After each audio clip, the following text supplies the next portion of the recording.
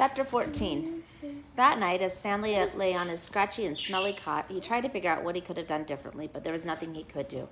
For once in his unlucky life, he was in the right place at the right time, and it still didn't help him. "You got it?" he asked X-Ray the next morning at breakfast. X-Ray looked at him with half-open eyes behind his dirty glasses. "I don't know what you're talking about," he grumbled. "You know," said Stanley. "No, I don't know," X-Ray snapped. "So just leave me alone, okay? I don't want to talk to you." Stanley didn't say another word. Mr. Sir marched the boys out onto the lake, chewing sunflower seeds along the way and spitting out the shells. He scraped the ground with his boot heel to mark where each boy was supposed to dig. Stanley stamped down the back of the blade with the shovel, piercing the hard, dry earth.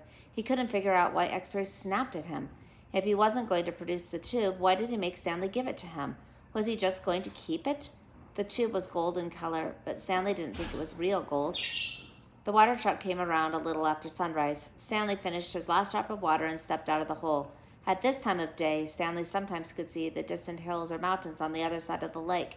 They were only visible for a short while and would soon disappear behind a haze of heat and dirt. The truck stopped. The dust cloud drifted past it. X-Ray took his place in the front of the line. Mr. Pednansky filled his canteen. "Thanks, Mom," said X-Ray. He didn't mention the tube. Mr. Pednansky filled all the canteens, then climbed back into the cab of the pickup. He still had to bring water to Group E. Stanley could see them digging about 200 yards away. "Mr. Pednansky!" X-Ray shouted from his hole. "Wait, Mr. Pednansky, I think I might have found something." All the boys followed Mr. Pednansky as he walked over to X-Ray's hole. Stanley could see the gold tube sticking out of some dirt at the end of X-Ray's shovel. Mr. Pednansky examined it and took a long look at its flat bottom. "Yeah, I think the warden's gonna like this." "Does X-Ray get the day off?" asked Squid. "Just keep digging until someone says otherwise," Mr. Pednansky said, and then he smiled. "If I were you, Rex, I wouldn't dig too hard."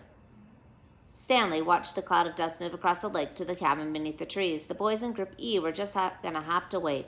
It didn't take long for the pickup to return. Mr. Pednansky stepped out of the cab, and a tall woman with red hair stepped out of the passenger side. She looked even taller than she was since Stanley was down in his hole.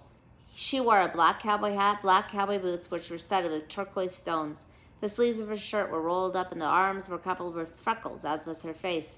She walked right up to X-Ray. "Is this where you found it?" "Yes, ma'am. Your good work will be rewarded." She looked at Mr. Pednansky. "Drive X-Ray back to camp. Let him take a double shower. Give him some clean clothes. But first, I want you to fill everyone's canteen." "I just filled them a little while ago," said Mr. Pednansky. The warden stared at him hard. "Excuse me?" Her voice was soft. "Well, I just filled them when Rex—" "Excuse me," the warden said again. "Did I ask you when you last filled them?" "No, it's just that—" "Excuse me." Mr. Pednansky stopped talking, and the warden wiggled her finger at him to come to her. "It's hot. It's only going to get hotter. Now, these fine boys have been working hard. Don't you think it might be possible they might have taken a drink since you last filled their canteens?" Mr. Pednansky said nothing. The warden turned to Stanley. "Caveman, will you come here, please?" Stanley was surprised she knew his name. He had never even seen her until she stepped out of the truck. He didn't even know the warden was a woman. He nervously went toward her. "Mr. Pednansky and I are having a discussion. Have you taken a drink since Mr. Pednansky filled your canteen?" Stanley didn't want to cause any trouble for Mr. Pednansky. I still got plenty left." "Excuse me." He stopped. Yeah, I drank some." "Thank you. May I see your canteen, please?" Stanley handed it to her. Her fingernails were painted dark red.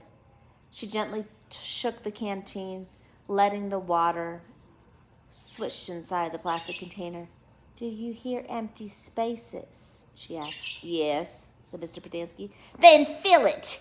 And the next time I tell you to do something, I expect you to do it without questioning my authority. If it's not too much trouble for you to fill a canteen, I'll give you a shovel, and you can dig the hole, and Caveman can fill your canteen." She turned her back to Stanley. "I don't think that would be too much trouble for you, would it?" "No," said Stanley. "So what will it be?" she asked him. Pednansky. "Do you want to fill the canteens, or do you want to dig?" "I'll fill the canteens," said Mr. Pednansky. "Thank you."